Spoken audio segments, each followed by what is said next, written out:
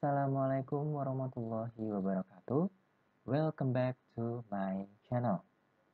Halo, apa kabar semuanya? Semoga tetap sehat ya, walaupun dalam kondisi COVID. Keep your health, eat healthy food, enough of rest, and don't forget to keep your hand clean. Oke, hari ini saya akan mendiskusikan tentang energi potensial gravitasi. For your information, our previous lesson was power of mechanical energy. Jadi daya dari energi mekanik. Nah, sekarang kita akan membahas spesifik tentang energi potensial dan energi kinetik. For today, I will only discuss about potential energy. For tomorrow, I will discuss about kinetic energy. Potensial energi terdiri atas dua yang dibahas saat ini, yaitu potensial gravitasi dan potensial pegas. Potensial pegas akan saya bahas besok. Akan saya bahas pada chapter selanjutnya. Okay, we start this lesson. Okay, for the beginning, I just want to remind you about the previous knowledge in level 8 in junior high school or madrasah sanawiyah. You have, I think, your teacher in that grade has described and explained about energi potensial dan energi kinetik. Nah, di sini energi potensial itu disebabkan karena dua hal, yaitu because of the position of the object or because of the shape of the object. The position it's called energi potensial because the position is compared to the earth, ya. Jadi posisinya itu disebabkan karena energi yang disebabkan karena posisinya dengan bumi. Ini dalam artian ya, ketinggiannya gitu ya, dibandingkan dengan permukaan bumi. Nah, sedangkan untuk shape ya, itu biasanya adalah suatu benda yang elastis gitu ya. For the example adalah pegas gitu. Nah, benda yang elastis itu kalau ditarik, karet misalkan ya, benda yang ditarik itu kembali ke bentuk semula atau mempertahankan posisi awalnya. Apakah dia ditarik atau dia ditekan, dia akan kembali ke posisi semula gitu. Nah, di sini untuk topik di sini kita akan hanya membahas tentang potensial gravitasi. Untuk potensial pegas akan dibahas pada bab setelah chapter 5 ini, di chapter 6-nya. Gitu ya. Nah, based on your knowledge in the previous subchapter, work done is equal with force and displacement. Nah, di sini force itu kan dimaksudnya adalah gaya. Gaya ini di sini adalah gaya berat gitu. So, mass with the gravity atau percepatan gravitasi. Nah, percepatan gravitasi ini untuk kurikulum Cambridge menggunakan nilai 9,81. Oke. Nah, ini kan tidak terlalu susah ya. Nah, kemudian untuk perubahan energi potensialnya, the change of gravitational potential energy, the value will equal with mass gravity with the change of height atau change of displacement. Jadi perubahan posisinya gitu. The final condition minus the initial condition. Jadi posisinya adalah posisi akhir dikurangi dengan posisi awal. Apakah posisi akhirnya lebih rendah daripada posisi awal atau posisi awalnya lebih tinggi daripada posisi awal? Nah, itu nanti causing the minus of the value of the energy. Apakah dia geraknya itu dipercepat atau diperlambat? Okay, I think it's easy for you to understand about this basic concept. For the further understanding, I want to discuss about the work example 5A. Please open your book on page buka halaman 98 ya. Oh, 94 ya, 94. And then you can have two work example in 5A, the green book, the green box one. Okay, the first one, the question, map up the energy change taking place when an object moves from the lowest point to the highest point on the end of a vertical spring after the spring is stretched. Jadi ada sebuah, ini sedikit saya ilustrasikan gitu ya. Ada 3 buah energi yang bekerja di sini. Yang awalnya adalah ada pair gitu ya, ada pair atau ada pegas gitu ditekan, kemudian dilepas gitu, kemudian dia akan melompat gitu. Nah, melompatnya ini mengalami ketinggian. Jadi ada 3 perubahan. Pertama adalah perubahan energi potensial pegas menuju ke energi kinetik, yang awalnya potensi pegas itu dia awalnya posisinya dia ditekan gitu ya, di perubahan amplitudenya gitu ya, setengah KA kuadrat gitu.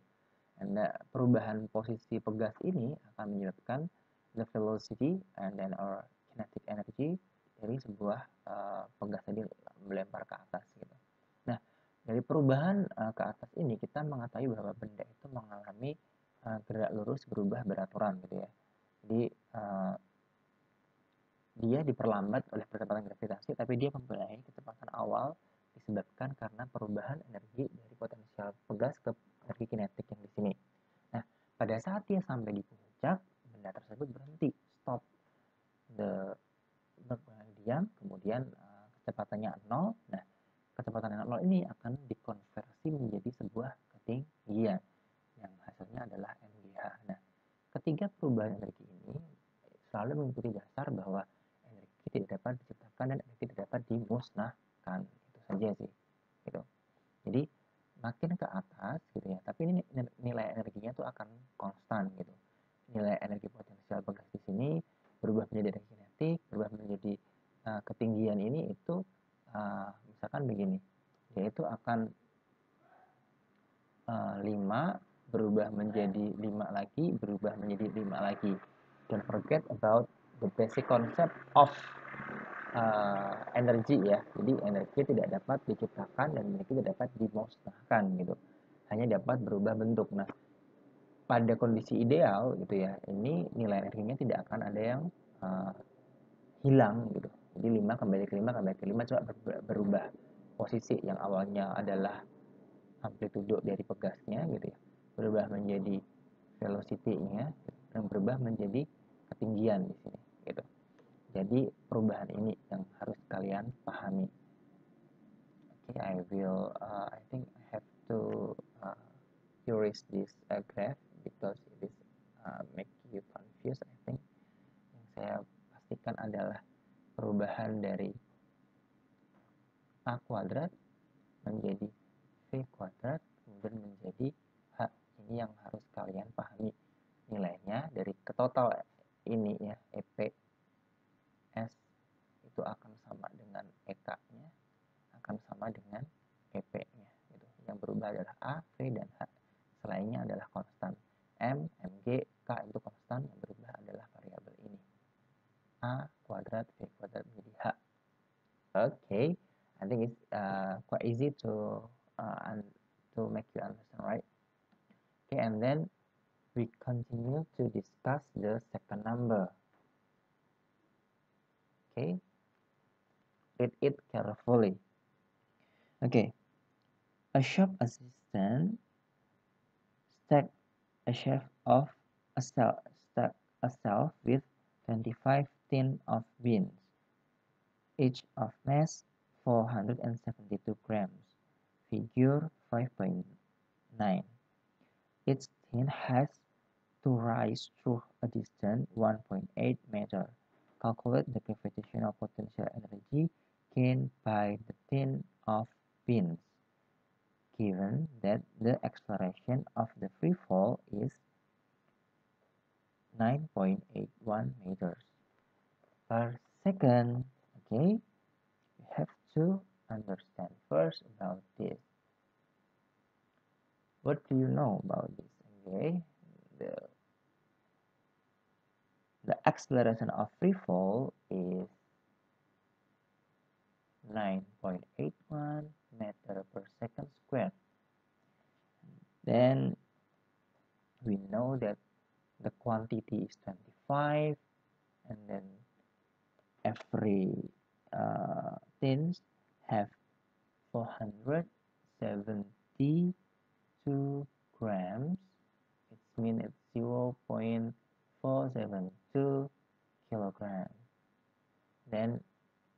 masanya atau total number of mass.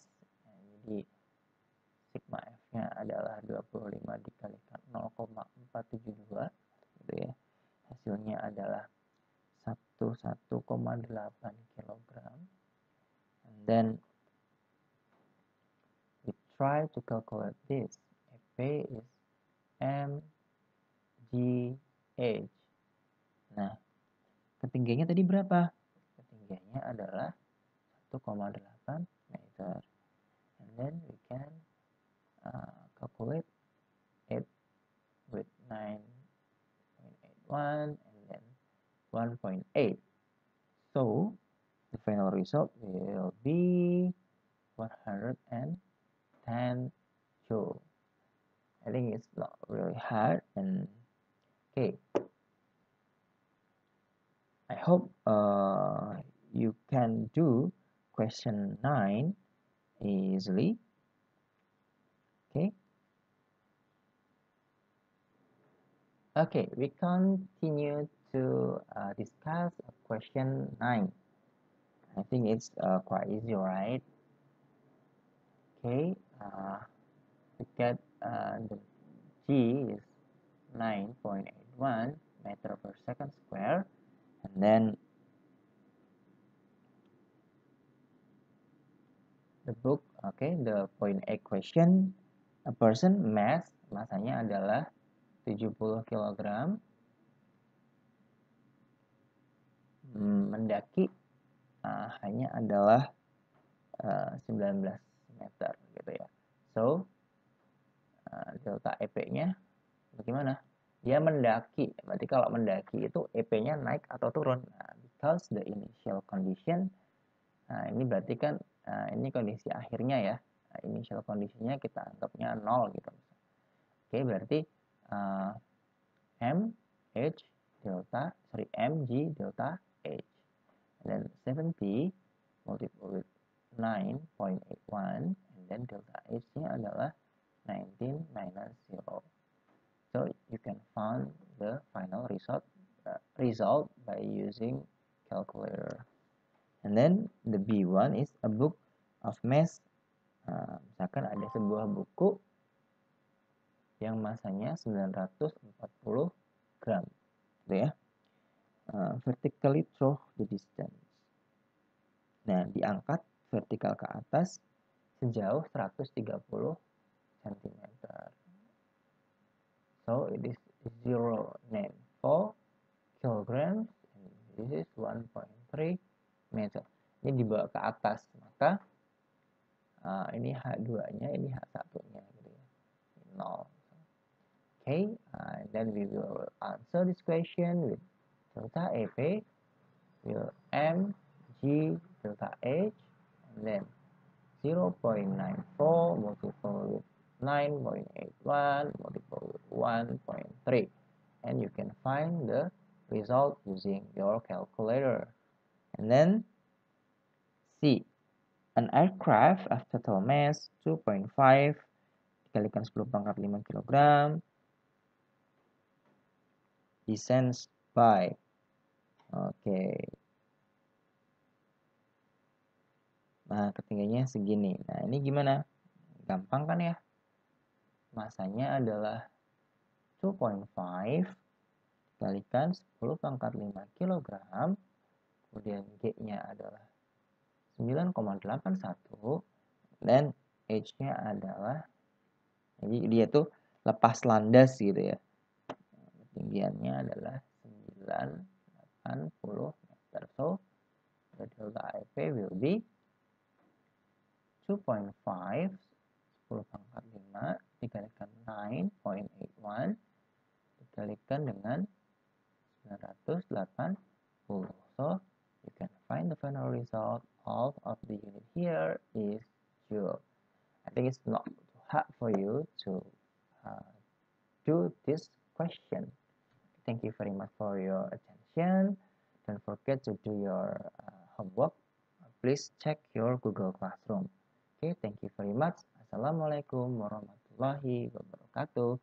See you in